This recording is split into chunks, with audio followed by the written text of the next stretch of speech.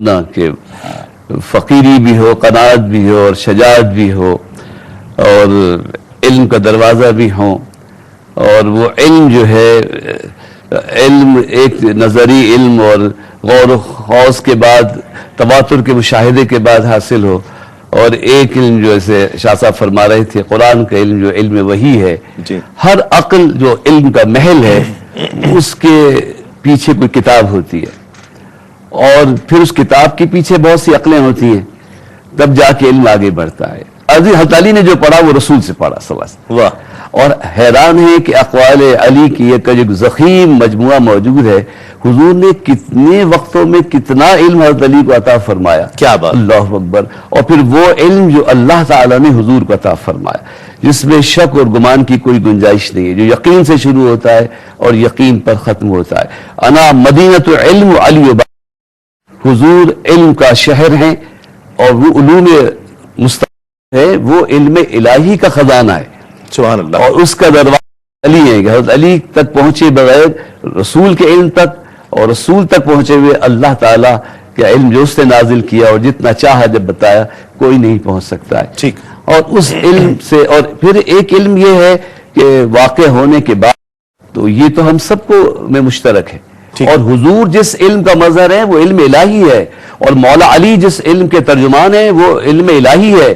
اس لیے مولا علی بھی واقعات کے آنے سے پہلے جانتے ہیں، واقعے کے ہونے سے پہلے بعد میں جاننا اللہ اکبر، یہ علم رسول نہیں ہے، معلومات ہے. اور اچھا، علم کے مزید زاویے جس کو آپ اس کو زاویے اور جسے حکمت اور بصیرت اور جسے فراست آپ کہہ سکیں کہ سرکار دو عالم صلی اللہ علیہ وسلم پھر آپ کے پردہ فرما جانے کے بعد سیدنا صدیق اکبر کا دور خلافت، سیدنا فاروق اعظم کا دور خلافت، حضرت عثمان غنی کا دور خلافت، تو وہاں پر بھی مولا علی کی مشاورت اور مشاورت کی بصیرت اور فہم و فراست ہمیں اس انداز سے نظر آ رہی ہے.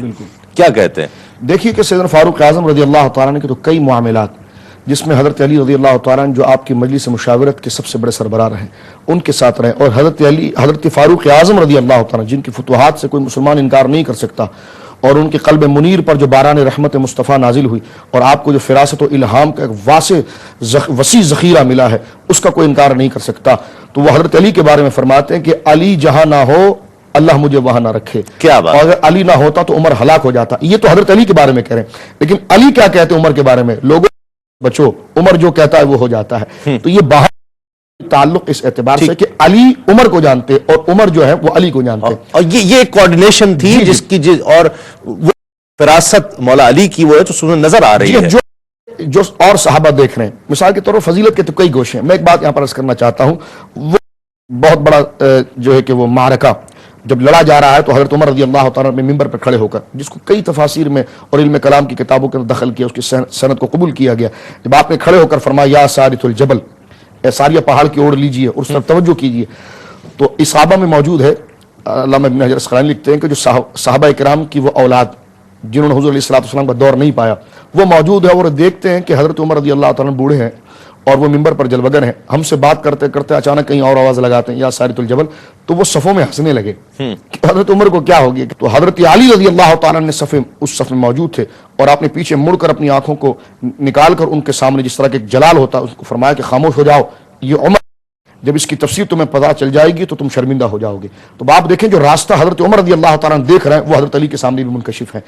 یہ عظیم ہستی ہے حضرت مولا کائنات رضی اللہ تعالیٰ عنہ علم تفسیر کے حوالے سے. جس طرح علامہ جلال الدین سیوطی علیہ رحمت نے امام ملت والدین نے تفاسیر الرسول کے اندر آپ کی کتاب جو ہے وہ درسی کتب کے اندر بھی اور متداول کتابوں کے اندر ایک امامت کا درجہ رکھتی ہے، اتقان فی تفسیر فی علوم القرآن.